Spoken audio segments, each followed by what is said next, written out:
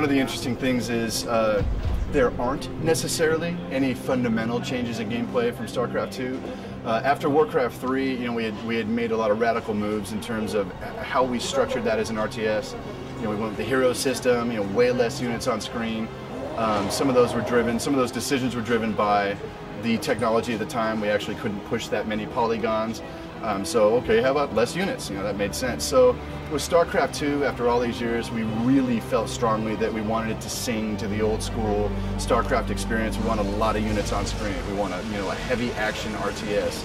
We want to make sure that, you know, the people who loved Starcraft before, this feels like, you know, the obvious, you know, sequel, you know, in terms of its mechanic and in terms of its character and thematics.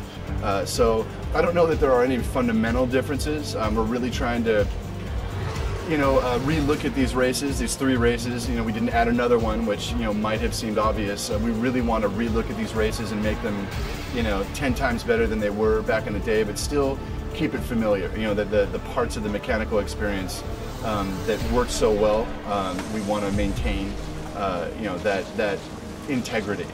So there may be some fundamental things we're doing with the single-player game. We're not really talking about that this weekend.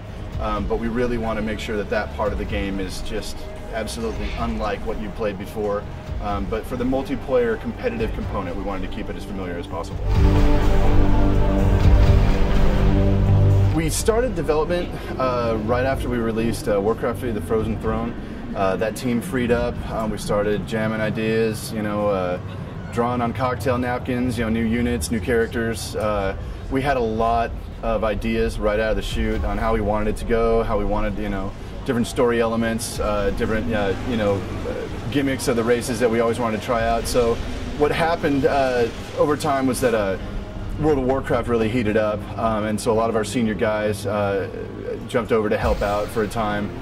We lost a little bit of momentum, but for pretty much the past couple of years, we've been all hands on deck and really pushing hard on this one, and it's really taken shape.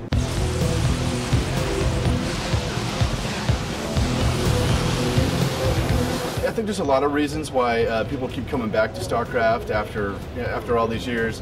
The biggest part of it probably is the game balance. When we put this thing out years ago, it was really well tuned. I think another component of why people come back to Starcraft is just kind of the flavor of the game, the personality of each of the units. It's essentially the kind of game where you have, you know, hundreds of little warriors running across a map at any given moment.